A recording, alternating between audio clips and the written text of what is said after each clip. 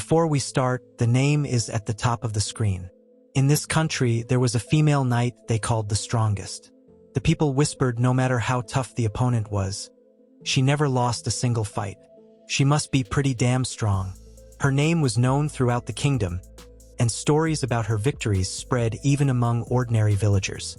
However, currently there is a rumor going on that apparently she is quitting the order. At the Astrum Knight headquarters, Louise calmly explains the entire situation to Carlo and tells him that she has been suspended from the order for a while, which means she has nowhere to go. Carlo hesitates. Out of everyone, why him? Louise simply stares back with unreadable eyes before quietly asking him for a favor. She wants him to look after her for a bit. More specifically, she wants them to live together, and she wants him to teach her what happiness feels like. Later, Alba quietly follows him through a mansion. As they walk through the empty halls, Carlo explains that this used to be his grandpa's place, but now he's the only one living there. The mansion is so quiet that their footsteps echo faintly. Stopping in front of a pair of double doors, he grips the handle and glances at her, admitting that he's kind of new to this, but he tried to prepare a room for her. Then he opens the door. Sunlight spills into a room that practically shines, and sitting on top of the bed is a huge stuffed toy. Alba silently walks inside. Her eyes travel around the room before she picks up the stuffed animal and places it on the table, and simply says she appreciates it. Carlo narrows his eyes, looking both embarrassed and like a man who has been forced into doing something at gunpoint. He remembers his sister's advice that girls love stuffed animals, and now thinks giving a stuffed animal to a knight was a bad call. Still, he forces a smile, though it comes out a little shaky, and tells her that if she needs anything else, she can just let him know and he will get it right away. But Alba cuts him off. She doesn't need anything. Her face remains completely blank as she says that as long as she has a place to sleep, she's fine. Everything else is unnecessary. Carlo blinks, taken aback by how curt she sounds, and softly says okay.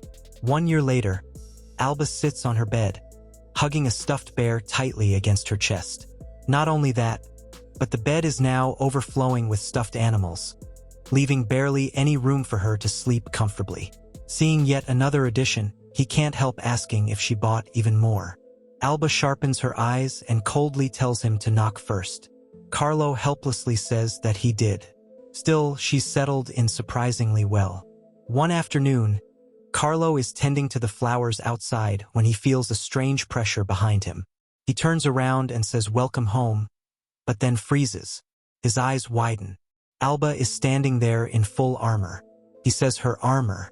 She mutters that it's basically her casual wear and tells him not to worry about it. Carlo stares. Maybe she genuinely doesn't own normal clothes. Calling after her, he asks if she'd like to go shopping with him sometime, but Alba has already turned away. No. The answer comes instantly. Carlo shuts his eyes, not ready to give up. Then he notices her trying to tuck her hair behind her ear. She looks a little annoyed. Thinking nothing of it, he offers to tie it back for her, but in the process his fingers accidentally brush against her hand. Alba jerks away and her eyes turn cold. She snaps, "Don't touch me." Carlo freezes. Crap. He just reacted out of habit from taking care of his sister. He quickly apologizes, but Alba simply walks back into the mansion. Yet before entering, she suddenly stops. Without even looking back, she quietly says that she's grateful to him, but he doesn't need to fuss over her so much. Then she disappears inside. The door closes, leaving Carlo standing there alone. She definitely hates him. At this rate, is living together really going to work? 1 year later, Carlo is busy with some documents when Alba suddenly appears beside him and sits down very close. He blinks and asks what's up. Without warning, Alba leans until her face is inches from his and her fingers clutch the front of his shirt. "My hair." Carlo blinks and repeats, "Your hair." A faint trace of embarrassment appears in her eyes, though her face remains as expressionless as ever. For a change, she wants him to do it. Carlo says sure thing, and Alba quietly sits there, perfectly obedient, while he gently ties her hair. Living together is going great. Later, Carlo nearly falls from shock when he sees her injured. What happened to that injury? Alba avoids his eyes and wipes her chin, casually muttering that she broke up a fight. She's rusty, so she messed up a little. Carlo stares at her. A little. He quickly follows after her, insisting they need to treat that right now. But Alba dismisses him. She doesn't need it. If she leaves it alone, it'll heal. Carlo looks like he's just heard the most ridiculous thing imaginable. That's not how it works.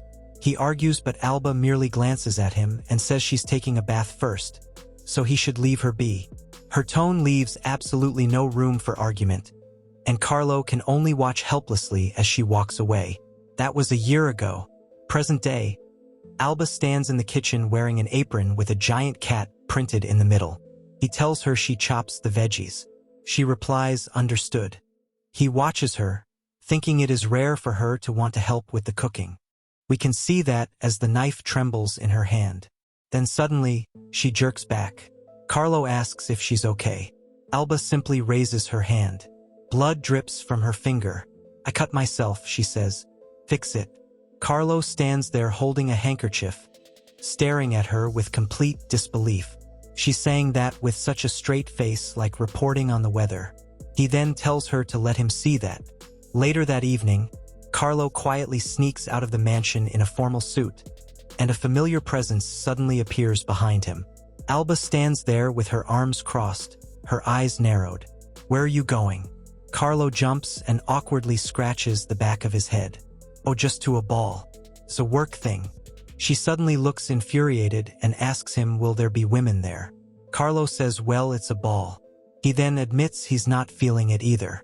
If she wants, she could come too. But Alba turns away and says no. Carlo says fair enough, though he can't help adding that she'd probably look great in a dress. He tells her he's heading out.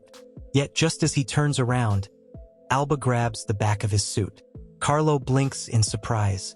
Looking down, he finds Alba staring into his eyes. Her grip tightens slightly. She mutters, don't let your eyes wander. Gently taking both of her hands in his, he promises he will be back soon. One day, Carlo comes outside carrying a lamp and finds Alba doing sword practice. He looks at her for a moment and then asks her what she's doing. Alba glances at him and then simply says he's up. It's just her morning training. Morning, Carlo thinks. His eyes full of sleep stare at her with a mix of disbelief and no sure Sherlock look. Because apparently for mere peasants the time is around 3 in the morning and surely they will all be sleeping. Not knowing what else to say, he reminds her that she's not a knight anymore and reasons she could sleep in a little. But Alba immediately refuses, her voice carrying fierce resolve. She must always remain strong. Watching her continue swinging her sword beneath the darkness of dawn, Carlo wonders what it will actually take to make her rest. Present day, Alba is fast asleep in bed, hugging the same toys she once seemed to loathe with all her being, when her eyes slowly open as the smell of something amazing reaches her nose. Still half asleep, she climbs down the stairs. Carlo is stirring a pot with a spoon when he notices her and cheerfully wishes her a good morning, telling her breakfast is almost ready. Right on cue, Alba lets out a huge yawn. Her hair is disheveled as she approaches him with her eyes still shut. Carlo smiles and remarks that she still looks pretty sleepy. What he didn't know was that Alba simply followed the smell of food in her sleep. A moment later, he places a cake on the table and tells her that he baked it this morning and that she should help herself. His sister's voice echoes in his head once again. Girls love sweet stuff, but when Alba doesn't touch it, he asks if she's not a fan of sweets. Quietly, Alba pushes back her chair and stands up. She says she appreciates the gesture, but she will pass. Knights have no need for treats. He should eat it himself. Carlo stands there with a frown, thinking but he really wanted her to have some. Present day, he comes home and announces he is home as he walks inside, and she pauses with the fork halfway to her mouth. He freezes for a second, staring at it, then says that is the cake he made yesterday. She stiffens and stares at him, looking like she has just been caught stealing his money, not just cake. However, he smiles in approval, thinking he is actually glad he made a whole one. She slowly slides another plate closer with a piece of cake on it, then looks at him with a small, timid look and says she saved some for him too. He shakes his head and tells her she can have the whole thing. She blinks at him and asks really. In her dream that night, she carefully hugs the cake a little closer like it is something extremely important. Later, they walk together quietly, and he turns to her and asks if she wants to go for a walk. She pauses and asks if it is as his guard. He manages to bring her along, he managed to get her to come along. But the pressure is intense as everyone stares. He glances at her from the side. He steals a glance at her. She really is beautiful. She has such a dignified air about her. She suddenly glares at him and mutters, "Hey, is he looking for an opening to attack?" He timidly says, "No, absolutely not. Present day." He thinks spring is finally here and then watches her thinking she looks a bit happy. She has brightened up a lot compared to before. When she catches him staring, he blurts sorry on instinct, but she only shifts her gaze away and softly says he is staring. Unfortunately for him, she still does not leave openings. Later, when he casually says, "Alba, a walk," she responds that she is ready. Was she actually looking forward to it? As they walk through the market together, something strange happens that Carlo has already begun noticing more and more lately. The crowd parts almost instinctively whenever Alba passes by. Shopkeepers who have been loudly advertising their goods suddenly grow quieter, their eyes following her with unease. Curious glances come from every direction, and some people even shift aside without a word. One woman quickly pulls her little child closer and guides him away as Alba walks past, almost as though some invisible pressure surrounds her. Carlo glances back and calls out to her, asking if she could stay a little closer behind him. Before she can answer, a man brushes past him and bumps his shoulder rather hard. Carlo lets out a small groan from the impact and turns around, only to see the man already walking away without so much as an apology. His brows furrow slightly, something about the man's behavior feels suspicious, and he opens his mouth, intending to point it out. But Alba has already disappeared. No, she is above him, hovering silently in the air right in the middle of the bustling marketplace. She remains suspended overhead for a brief moment while the unsuspecting man continues walking below, completely unaware that danger is hanging directly above him. Then she drops. She lands squarely on top of him and pins him to the ground with ease. Without any visible effort, she retrieves Carlo's wallet from the man and calmly informs Carlo that pickpockets are everywhere around here and that he needs to be more careful. Carlo simply stands there. His brain, once again, seems to have stopped working. As usual, Alba somehow manages to shock him in a way only she can. Eventually, he thanks her sincerely. Unfortunately, the entire street stops to watch. People stare openly, and Carlo can almost feel their eyes boring into him. With a shaky finger, he points toward the groaning man lying on the ground and mentions that she might have overdone it just a little. Alba crosses her arms and insists that it is not a big deal at all. Carlo quickly reminds her that she is not acting like a knight right now. She tries to defend herself, but before she can begin arguing, he gently interrupts her and suggests that maybe next time she could hold herself back a little. Just a little more gently, okay? For a second, Alba's eyes lower ever so slightly. She looks disappointed. Carlo notices it, awkwardly scratching the back of his neck. He hurriedly changes his tone and thanks her again. This time, he adds that she looked really cool. Alba pauses. Then, in her usual flat voice, she simply replies, "Yeah."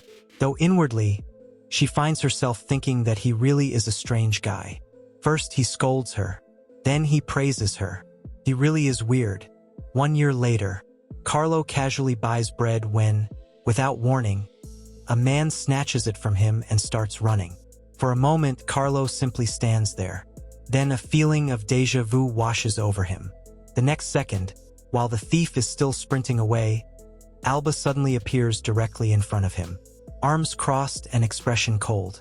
Her voice remains calm as she tells him to hand it back and informs him that she will let him go if he does so now. The thief freezes on the spot. Without another word, he immediately drops the bread and runs for his life. Carlo lets out a helpless laugh and apologizes, admitting that he has messed up again.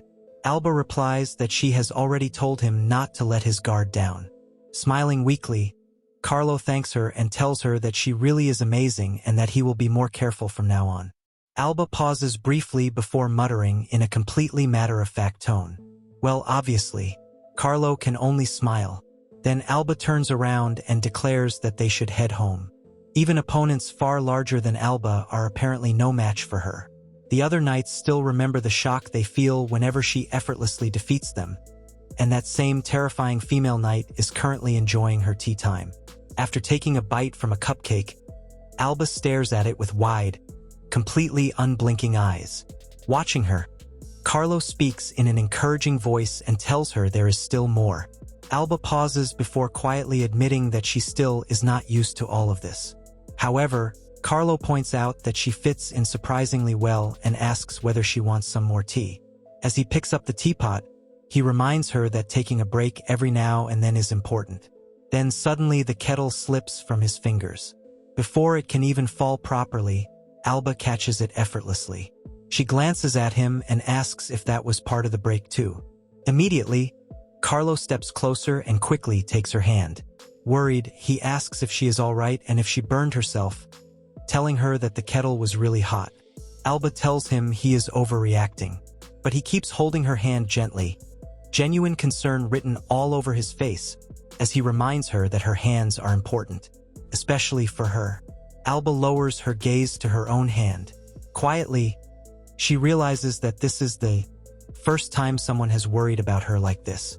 After a moment, she simply remarks that it still beats blocking a sword anyway. Carlo closes his eyes in irritation and tells her that she cannot compare those two things. In the end, she allows him to handle it while he carefully tends to her hand. Flashbacks of the past come back to him. Carlo places a tray of food carefully on the table inside Alba's room and quietly tells her that dinner is ready and that he will just leave it there. Before she can even answer him, he is already stepping outside and gently shutting the door behind him. Leaning his back against it, he lets out a long sigh. Inside the room, Alba merely glares at the closed door. It has already been a week since she moved into his house. Carlo was at his wit's end. Flashbacks of the past return to him, having absolutely no idea what he is doing anymore. His entire life has always been peaceful and quiet. He has always lived alone, and naturally, he has never really had any reason to become close to women. Well, there is one exception. The person who dumped Alba on him that night, operations assistant Louise. She is his senpai from their school days, and ever since then, for reasons Carlo still cannot understand, she has somehow made a habit of picking on him. Sometimes she suddenly drags him into sparring matches. Sometimes she appears carrying a stray cat and casually tells him to keep it because she cannot raise it herself. Back then, he foolishly thinks she will become more mature after becoming an assistant, but instead she entrusts him with something far more absurd. Living together with that girl and somehow teaching her what happiness is. The moment that thought crosses his mind, Carlo stops drinking his hot tea, slowly lowers the cup, and rises from his desk. Enough is enough. He decides he is going to speak to Louise face to face. He needs to tell her directly that he cannot do this.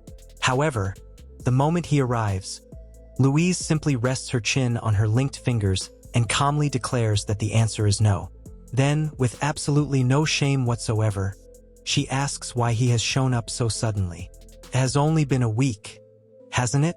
Carlo immediately tries to protest, but Louise casually raises one hand and cuts him off, asking what he could possibly know after only a few days.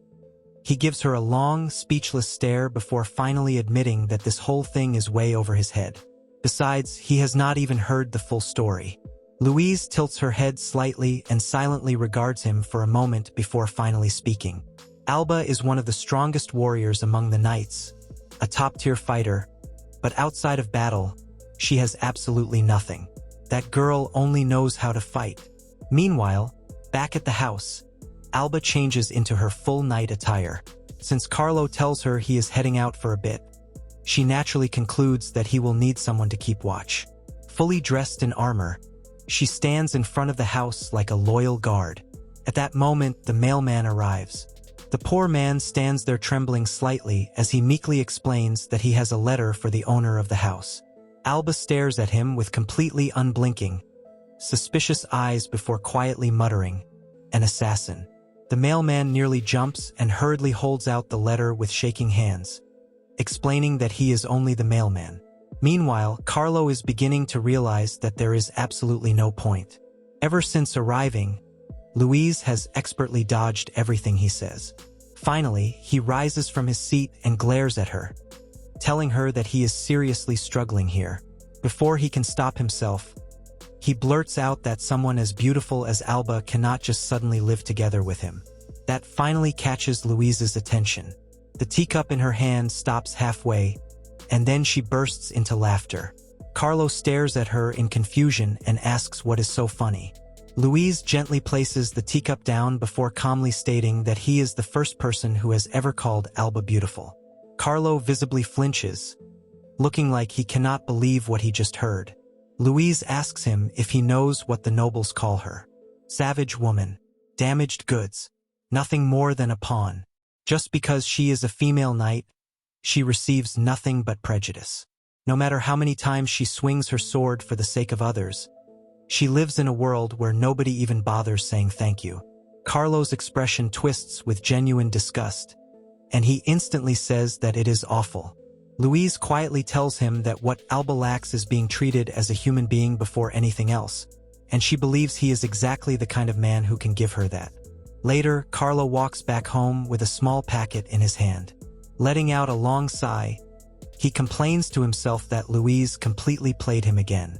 She casually recommends that he buy Alba a gift while heading home, and somehow he actually listens.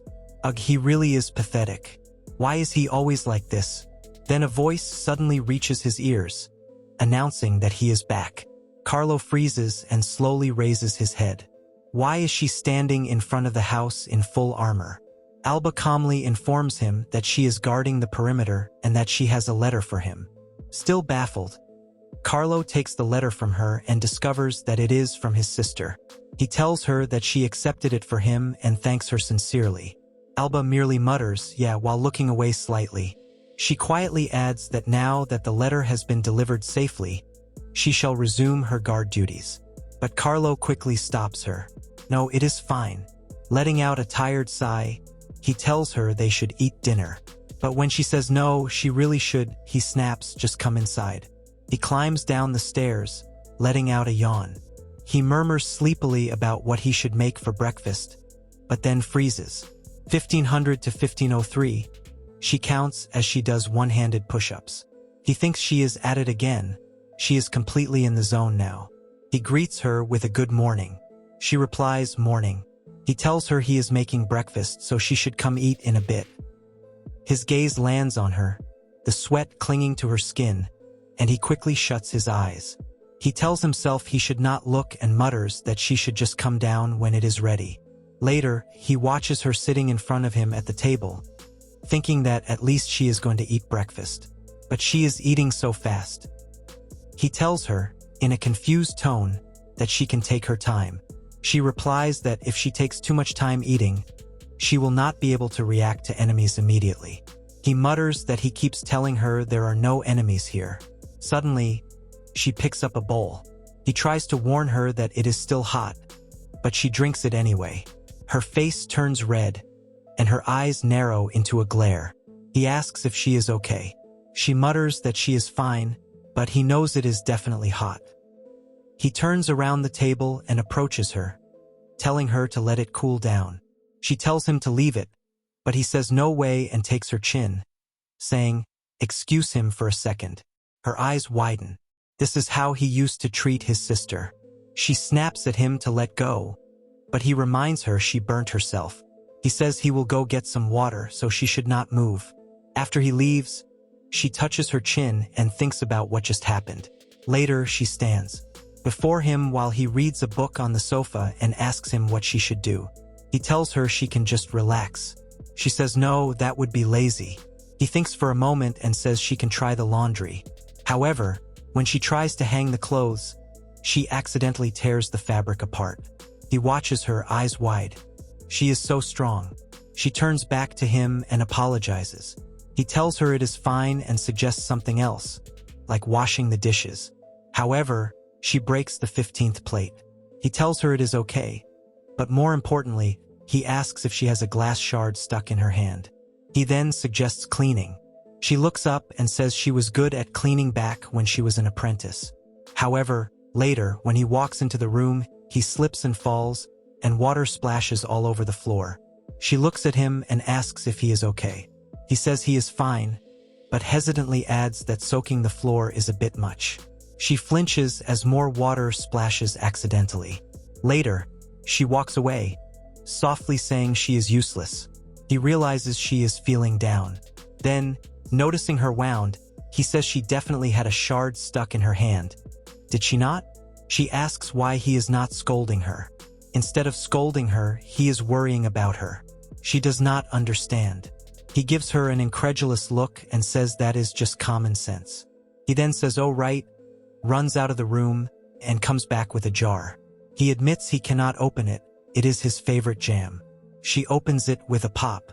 He stares and asks if it was already open. She shrugs and says it is a piece of cake. He takes it from her in disbelief, even though it would not open no matter what he did. Carlo thanks her and says he can use it again now. After that, she starts taking the initiative to open jars. So whenever something requires strength, he thinks of her and lets her do it on the spot. But then he wonders if it was really okay to make her use her strength right after treating her hand injury, worrying to himself. His house used to be his grandfather's old vacation home. His grandfather always told him to stay away from the very last room on the second floor. As a child, he had blinked up at him with wide, curious eyes and asked why. His grandfather had declared it was because that place was haunted. As evening settles, he works at his desk in the study and decides to call it a day. He lifts his cup of coffee and takes a sip, but a sudden voice stops him. "Who is there?" Alba asks from outside his door. He quickly steps out and asks her what is wrong. She is pointing ahead, eyes fixed on something, and says someone just walked into that room. Then she turns to him and asks if they are the only ones living here. He replies, "Yeah, pretty much."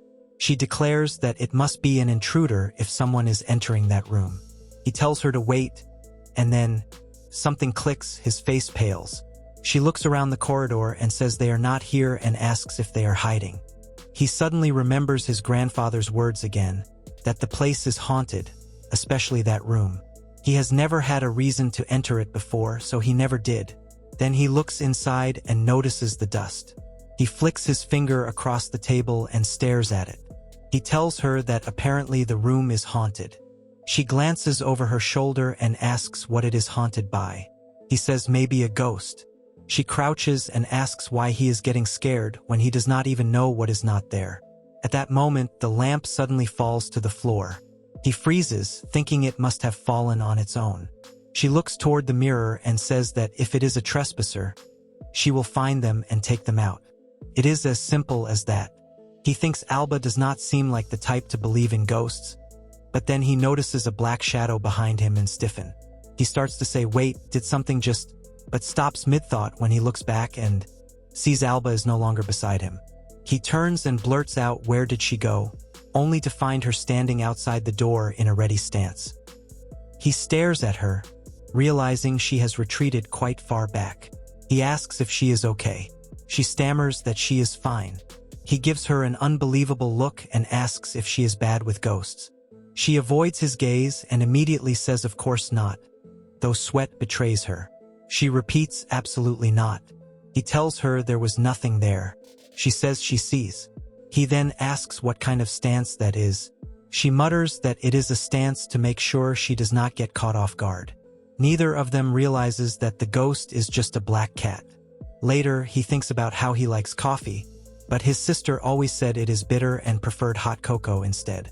He assumes Alba would be the same and decides to make cocoa for her as well.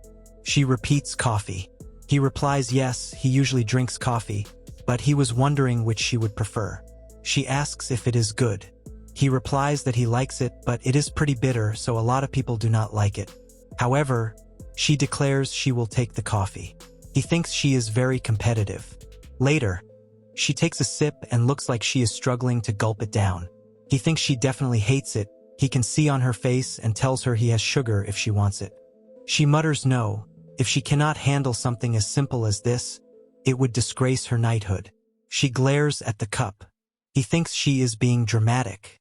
He tells her that everyone has things they do not like and suggests adding plenty of sugar and milk. After adding those, he gives the cup back. When she drinks it again, her eyes widen slightly. For a moment she is silent, and then she softly says she prefers it this way. He says he is glad. She adds that she would still like a little more sugar. He tells her to go ahead. She then puts the entire jar of sugar into the cup. He watches in silence, thinking that is a lot, while she drinks it as if it is perfect. He then lets out a sigh, looking at her, thinking Alba should probably just stick to Coco. Alba gives him a dry look and says she will pass. Carlo watches her with a tired expression, honestly not surprised in the slightest. He figures she would say that. Still, he refuses to give up and insists, asking if she really will not even have just one. Alba turns her face away and quietly states that knights do not eat sweets. However, Carlo gently reminds her in a soft voice that she actually likes them. Doesn't she? Suddenly, Alba slams both hands against the table and springs to her feet so abruptly that even the cups rattle. She stares down at him as though he has just accused her of some terrible crime and demands to know what exactly makes him think that. Carlo visibly shudders at the terrifying expression on her face and can only think, scary face. Still, he nervously explains that she prefers hot cocoa over coffee, right? In a gentle voice, he tells her that she does not have to hold herself back. She is allowed to enjoy things here. Alba immediately says she is not holding herself back. Her voice trails off halfway, and after a long moment, she quietly sits back down in her chair before muttering that maybe one bite will be fine. Hearing that, Carlo brightens and enthusiastically tells her to go ahead and pick whichever one she wants. Then he sits there in anticipation, almost unable to hide his excitement as he watches her carefully take a bite. He eagerly waits for some kind of reaction, but there is only silence. Alba simply remains still. Concerned, Carlo cautiously calls out her name and asks whether the taste is all right. In response, she merely stares at the sweet in her hand, blinking at it as though she has somehow encountered one of the world's greatest mysteries. After a few moments, she softly murmurs that it is not bad. Awesome, Carlo says, unable to hide the smile spreading across his face. Watching her with gentle amusement, he quietly thinks that it really looks like she likes it. He tells her that she does not have to stop at one bite, and somehow, before either of them realizes it, one bite turns into another and another until the entire thing is gone. Later, Alba stares blankly at the empty plate sitting before her and blinks several times in disbelief. How can something sweet taste this good? She is deeply moved by that. That night, lying in bed beneath the blankets, memories of the past slowly resurface. She remembers how she was never once late for morning assembly and how she devoted herself entirely to training. The senior knights had always told her to work herself to the bone and that she must remain alert at all times. Suddenly, her eyes snap open. She sits up and turns toward the window. Bright sunlight is pouring inside. Alba freezes completely. Did she seriously oversleep? Later, Carlo watches her train non-stop as she tirelessly continues swinging her sword without the slightest intention of stopping. This morning, she had firmly declared that she would not be needing any meals today. She would take care of her own chores, and he was not to lift a finger for her. That was what she said before storming out into the yard. Watching from the window, he cannot help wondering if she is doing okay. Later, Alba drags herself into her room and collapses onto her bed. Going without food or water is really taking its toll. What is she even doing? She must sleep, but she is so hungry. Then, in her mind, Carlo appears carrying sweets in one hand and a stuffed toy in the other, smiling like a devil tempting her toward corruption. It is all because of him. No, this is bad. He is the root of all this. She has never overslept a day in her life until now. If she keeps letting him pamper her like this, she is going to become completely soft as a knight. She has to stop this at all costs. 2 hours later, she is still lying there, staring blankly at the ceiling. She cannot even sleep because she is so hungry. How pathetic. She might as well just endure the whole night. Then there is a knock on the door. Carlo's voice asks if she is awake. He brought her a late-night snack if she wants it. He says he will just leave it right there. She sits up. Right on cue, her stomach growls. She thinks she cannot believe she is letting him take care of her again. Then she quietly says thank you. She eats everything and falls fast asleep. She remembers his words. She can do whatever she wants here. So she quietly writes a letter. Looking around her room, she thinks that if she stays here any longer, she will become too soft. Gripping her suitcase, she climbs onto the balcony and jumps down.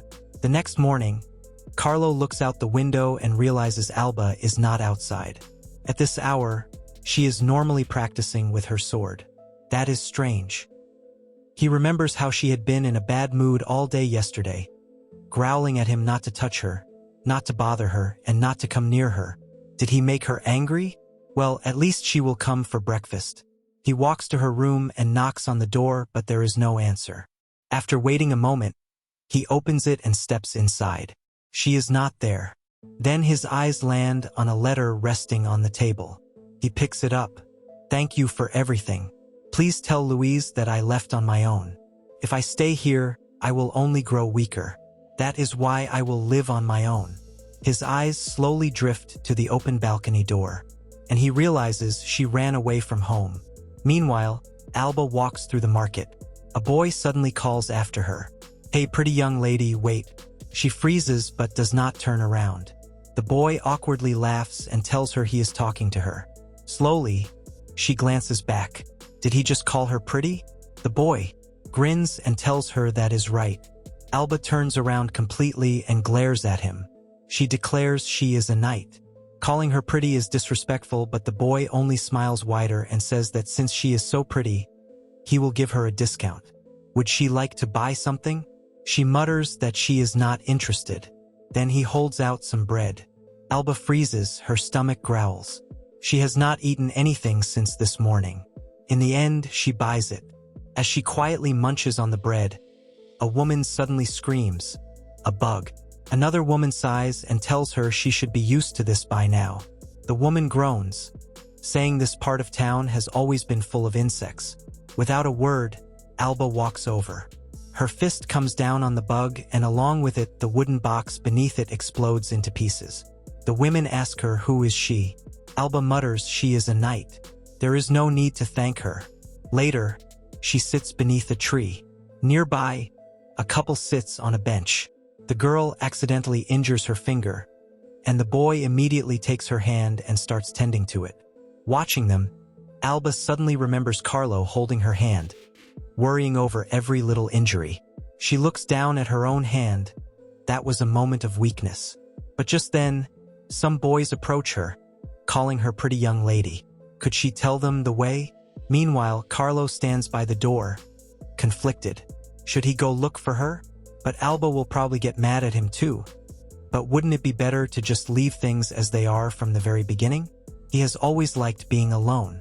People used to say that he never showed up at high society events, and what did he even do all day? And they said he was a bookworm. No matter what other people said, he preferred being alone because he wanted to live peacefully. But then, Alba flashes through his mind as she looks at him with a blank gaze and tells him she's Alba. She will be in his care. Ever since Alba arrived in his life changed completely. Ever since then, he feels like he has been constantly on edge, doing things that are not like him at all. At last, he will be able to be alone again. She is the one who left of her own accord. Besides, if he goes looking for Alba, he might just cause her trouble. He thinks he will take this opportunity to read a long novel, though who knows, maybe she will come back. He cannot concentrate. He watches the window. It is already sunset and Alba still hasn't returned. What should he make for dinner?